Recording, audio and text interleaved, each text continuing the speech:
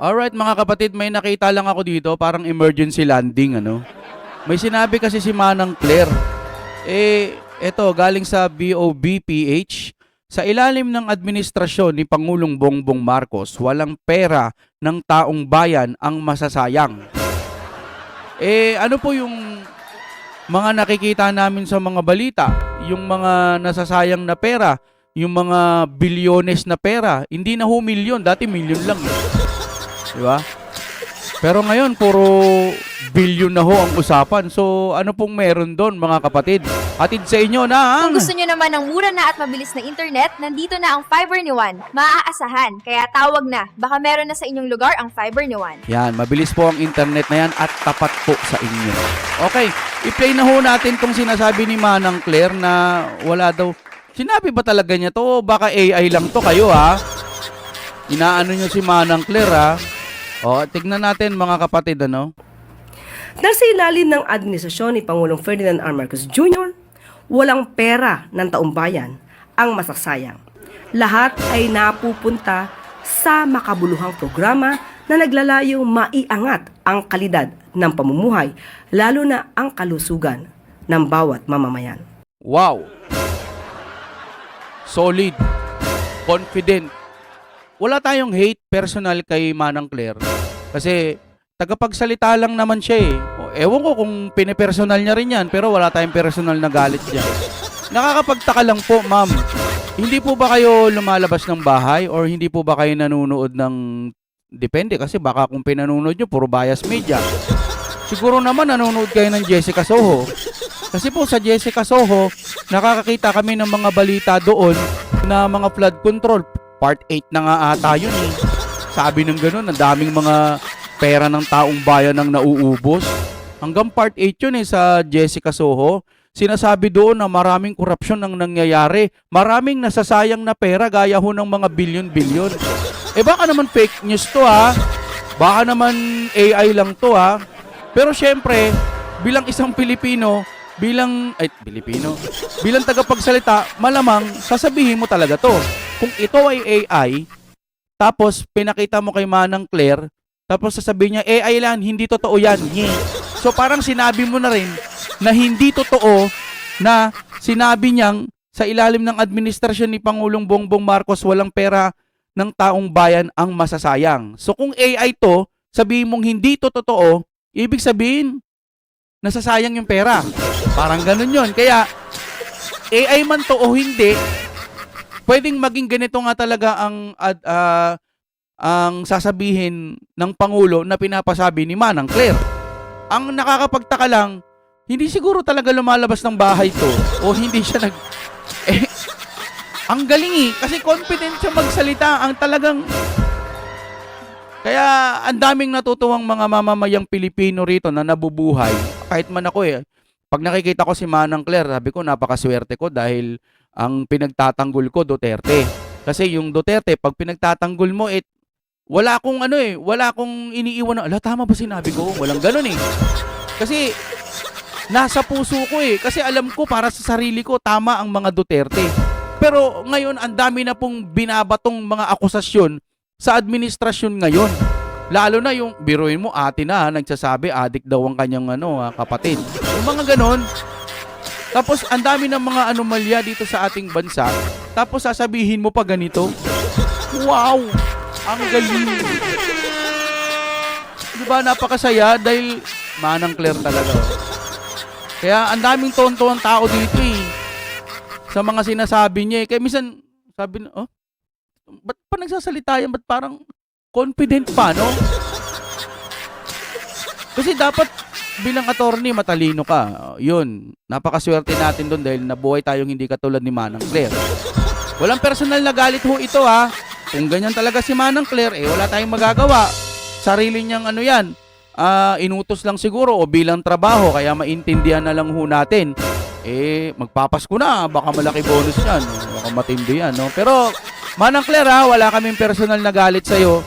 Kung yung sinasabi mo na ang taong bayan, walang pera ng taong bayan ng masasayang, pero hindi ko kami sang-ayon sa sinasabi mo. Dahil ang dami na hong nasasayang talaga. Wala akong halong biro. Ano ba naman yung mga mamamayan natin na naiinis na. Kaliwat kanan yung rally. Buwan-buwan may rally. No? Yung kakamping. Iba yung kakamping ka, uulitin ko lagi yun sa inyo. Iba yung kakamping, iba yung mga kakampwet. Magkaiba ho yun. No? Yung mga kakamping, gusto rin ng pagbabago yung iba dyan. Yung iba kasi mga kakampwet, yung ayaw nilang bumaba si PBBM kasi nga si BP Sara ang mauupo. Yun, ganun yun. Grabe no, ang tindi ni Manang Claire. Kaya believe ako, saludo ako sa iyo Manang Claire, no? Palakpakan po natin si Manang Claire. Ang galing eh, ang galing. Ito pa po, may ipapakita pa po tayong isa pang news kasi yung Meralco. Bumaba na daw yung singil ngayong buwan. Wow. May pa-presscon po si PBBM. Pa-presscon wow.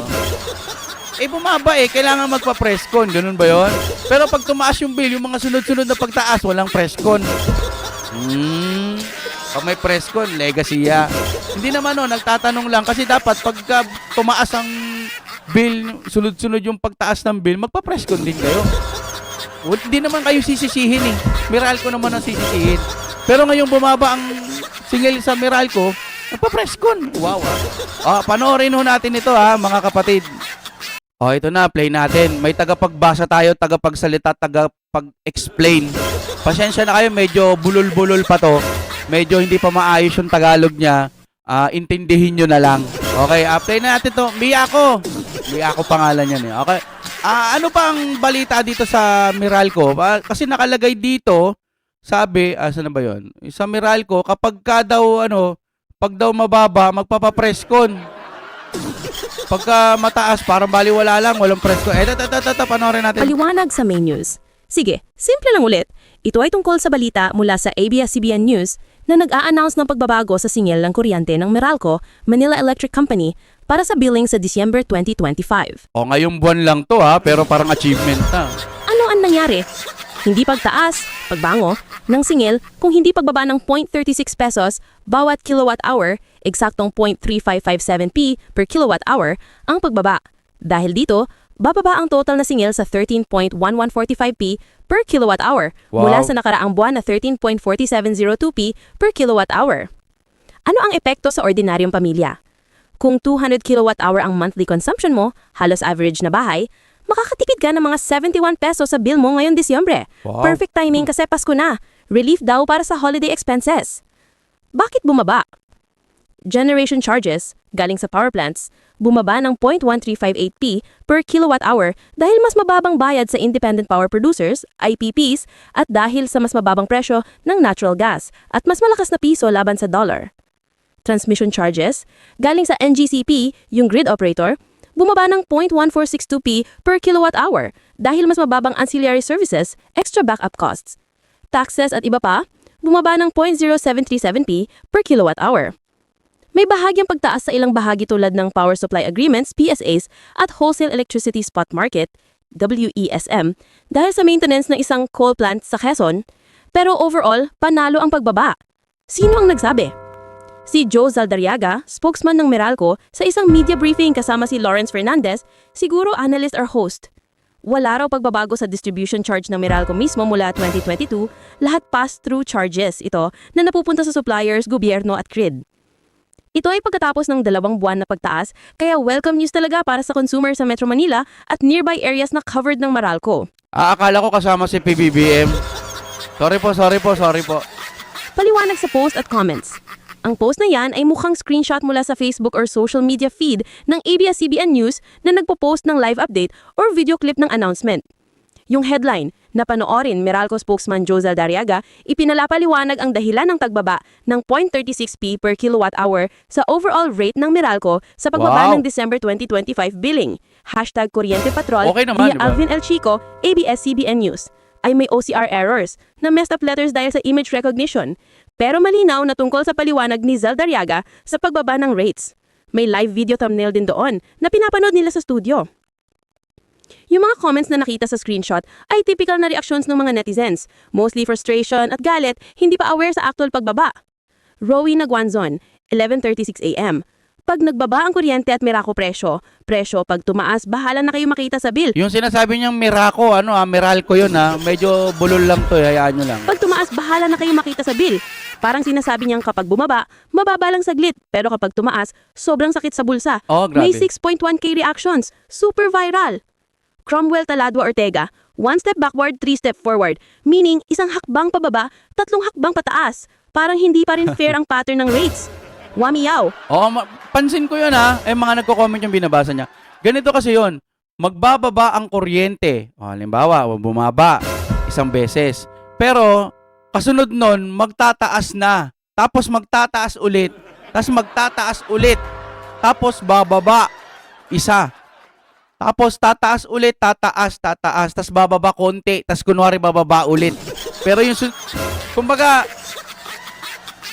siguro sa akin lang to sa akin lang, opinion lang naman. Parang gumagawa ng mga pattern para hindi mahalatang umaangat talaga yung bayarin sa kuryente. Siguro baka mali ako, sana nga po mali ako. Yun ang nakikita ko Step 2, kunwari step 1, bababa, tapos step 2, step 3, mataas. Minsan sunod-sunod mababa, pero maliit lang, para hindi halata, biglang bugso ng pagtaas naman. Yun ang nakikita ko at napapansin ko, no? Pero, swerte nyo pa rin yung mga consumer dyan sa Meralco kasi maganda pa rin yung takbo ng nyo. Sa iba kasi, mahal ho talaga ang singil ng kuryente. Sobrang mahal ho. No? Okay. Dumako na tayo sa isa pa nating balita, mga kapatid, Ito. Ito matindi to, mga kapatid. Sige, ipapaliwanag ko ng simple at malinaw sa Tagalog. Si Kong Sandro Marcos, anak ni President Bongbong Marcos, representative ng Ilocos Norte, ay dating sumali sa isang investigasyon ng isang independent commission sa kontrobersya ng flood control projects kung saan may mga paratang ng irregularidad o overpricing. Noong una, sinabi ni Sandro na walang itinatago siya at pumayag siyang ilabas sa publiko ang buong video recording ng kanyang testimonya, pagsagot sa hearing. Pero ngayon, December 9, 2025, binawi na niyang pahintulot na yun. Ayaw na niyang ipakita sa publiko ang video ng kanyang testimonya. Biglang bawi, no? Dahil binawi niya ang consent, legal nang hindi na pwede ng ICI na i-release o ipakita ang video na yon kahit gustuhin nila. Confirmed ito ng Executive Director ng ICI na si Brian Keith Hosaka. Grabe. Kaya sa Mayina, dati, wala akong itinatago, ilabas niyo ang video. Ngayon, huwag niyong ilabas ang video.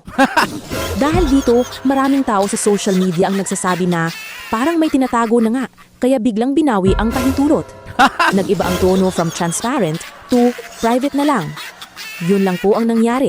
Simple lang talaga. Binawi ni Sandro Marcos ang dati niyang pahintulot na i-public ang video ng kanyang testimonya sa ICI hearing. Yun Sige. lang, mga kapatid. So, ibig sabihin, hindi nyo na pwedeng makita. Di ba dapat transparency? Diyan sa ICI talaga, para may mga lihim na pagdinig. Hindi pagtingin lihim na pagdinig Ano ho ba talaga? Bakit ganun? Dapat, sabi nga sa Jessica Soho in-inspection daw nila yung sa norte. Nakakita, parang malambot daw talaga yung mga bato. Tapos noon, hindi na in-inspection, umalis na daw agad. Ewan ko kung anong klase yon. Ewan ko kung umalis agad na ilang oras o hindi na ipinagpatuloy pa yung mga susunod na dapat makita sa norteng meron ba talaga diyang flood control na ghost. Yan, tanong lang mga kapatid ang hirap po kasi ng ganito No? Anak yan kaya sa tingin ko may immunity rin yan. Grabe Sandro paiba-iba ka ng statement Dati daw gusto mo yan Ano bang balita to? Saan ba to natin daw nakuha? Basta may logo naman dyan. Doon po namin nakuha yan. At legit naman na sinabi niya yan May ganyan-ganyan pa Ayan nga kapatid, hanggang dito na lamang. Maraming salamat po sa inyong panonood. I-update ko pa po kayo sa mga iba pang mangyayari dito sa ating bansa. Grabe, kailangan yung mag-like sa ating video dahil yung mga viewers natin naliligaw. Kung napapansin nyo, for 400k subscriber ho tayo.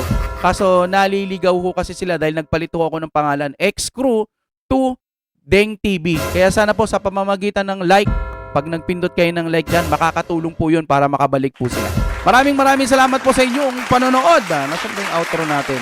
And break it down.